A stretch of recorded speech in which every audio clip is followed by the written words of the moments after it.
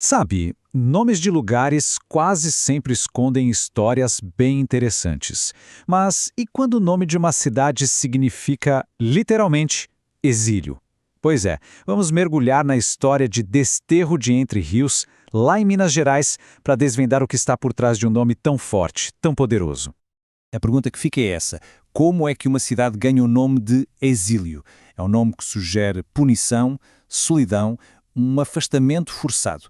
A resposta, como a gente vai ver, nos leva por dois caminhos bem diferentes e revela as tensões que estão bem no coração da história dessa cidade. Então, a origem do nome se divide em duas grandes narrativas.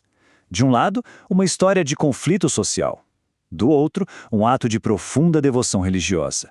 Vamos dar uma olhada para entender qual delas realmente deu à cidade a sua identidade. E aqui estão as duas teorias, lado a lado. A primeira, que é a mais folclórica, fala de um homem tão briguento que ele foi literalmente desterrado, ou seja, exilado. Já a segunda, mais formal, aponta para a fé, para uma homenagem à jornada da Sagrada Família para o Egito, que é vista como um desterro sagrado. Olha só, a lenda desse Francisco Viçoso era tão forte que chegou a ser registrada na enciclopédia do IBGE. Dizem que a fama dele de encrenqueiro era tanta que o Visconde de Barbacena, que era o governador de Minas na época, teria ordenado a expulsão dele. É uma história e tanto para batizar um lugar, né? Só que quando a gente vai atrás dos documentos históricos, a narrativa muda de foco. A versão mais provável, e a que tem registro, não é sobre um homem punido, e sim sobre um homem de fé e a doação que ele fez. Uma doação que se tornou a semente da comunidade. E é justamente essa doação que nos leva direto para a figura que é considerada o verdadeiro fundador de Desterro. O nome dele era Sargento Moura Alexandre Pereira de Araújo.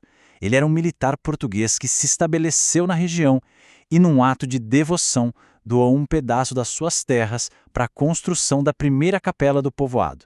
E essa capela foi dedicada a quem? Justamente a Nossa Senhora do Desterro. A jornada dele começa lá em Portugal. Ele vem para o Brasil, se estabelece na região e dedica anos à construção da capela que iria definir a identidade do lugar. Ele viveu e morreu na terra que ele mesmo ajudou a nomear. E aqui está o ponto-chave. Aquela capela não era só um prédio, ela virou um centro comunitário. As pessoas começaram a morar ao redor dela e o povoado que nasceu ali, naturalmente, adotou o nome da sua padroeira, Nossa Senhora do Desterro. Mas, sabe, essa história da fundação baseada na fé não conta tudo. Porque, enquanto a capela era erguida em nome da Sagrada Família exilada, um outro tipo de exílio, um exílio forçado, construía a economia local.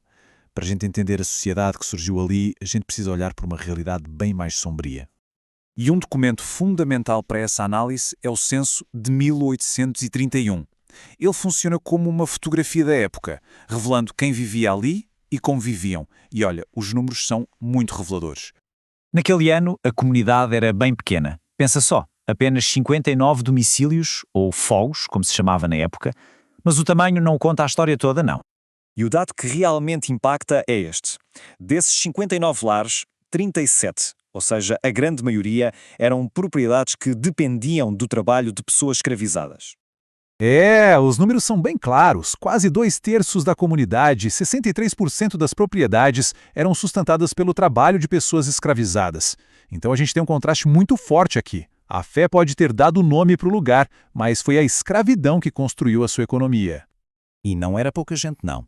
Os maiores escravagistas da região tinham dezenas de pessoas sob seu domínio. O capitão Manuel Gomes Pinheiro, por exemplo, sozinho, era dono de 93 vidas. É um número impressionante.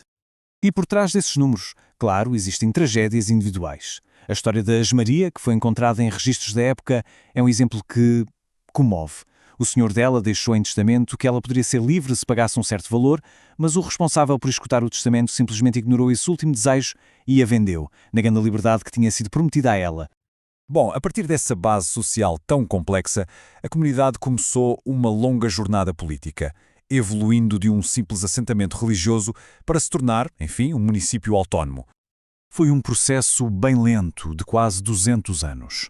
O que começou como um povoado em volta da capela, lá nos anos 1750, aos poucos virou um curato, depois um distrito e, finalmente, em 1953, conquistou a sua independência política. E essa é a data que marca o auge dessa longa jornada. Depois de séculos fazendo parte de outras administrações, Desterro de Entre Rios finalmente passou a se governar. Mas essa emancipação não foi só um desejo local, tinha um forte incentivo financeiro na época. O governo federal distribuía verbas de forma igual para todos os municípios. Então, para os governos estaduais, criar novas cidades como Desterro significava, na prática, atrair mais dinheiro federal para o Estado. E aí, como é que todos esses fios da história, o nome, a fé, a escravidão, a política, se manifestam na Desterro de Entre Rios de hoje em dia? O passado continua bem vivo por lá. Ele é celebrado na festa do produtor rural, é ouvido na música da bandalira Monsenhor Luís e é visto, de uma forma muito forte, nos muros de pedra que cortam os campos. Um testemunho silencioso do trabalho forçado que construiu a região. Hoje, a cidade conseguiu transformar essa história tão rica em um atrativo. Ao fazer parte de rotas turísticas importantes como a Estrada Real, Desterro de Entre Rios conecta seu passado colonial ao presente e convida todo mundo a explorar as histórias que estão gravadas na sua paisagem. A história de Desterro nos mostra que até mesmo um simples nome pode guardar mundos de conflito, de fé e de memória, e isso faz a gente pensar. Que outras histórias estão aí esperando para ser descobertas, nos nomes dos lugares que nos cercam todos os dias?